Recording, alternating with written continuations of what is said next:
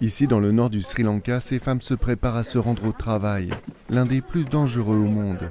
Il consiste à désamorcer des milliers de mines.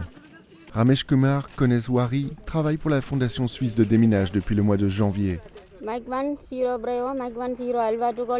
Elle a désactivé plus de 700 mines. Beaucoup de risques pour un salaire de $200 par mois. Mais elle n'a rien pu trouver d'autre pour nourrir sa famille. Ma mère, ma fille et d'autres membres de la famille ne sont pas contents que je fasse ce travail. Mais ils sont à ma charge et j'ai besoin d'argent. De vastes zones du district de Vavuniya sont jonchées de mines. Elles ont été posées par les troupes gouvernementales et les tigres tamouls pendant les quelques 30 années de guerre qu'a connu le Sri Lanka. Suite à la défaite des rebelles en 2009, le déminage a pu commencer. Une tâche gigantesque et coûteuse. Selon l'ONU, $1000 par mine, et alors que leur pose n'aura coûté que $3.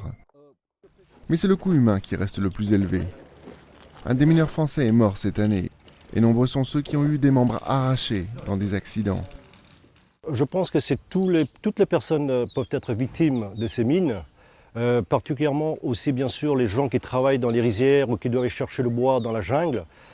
Beaucoup de ces gens-là peuvent être des victimes potentielles. C'est sûr que pour les enfants, tout ça c'est un peu différent parce que nous avons déjà des mines autour des villages, donc ils peuvent maintenant jouer, courir autour des villages. Mais il reste encore beaucoup à faire dans les rizières, dans les jungles. Mais un autre problème se pose, celui du financement. La Fondation suisse de déminage a déjà réduit ses opérations par manque de fonds.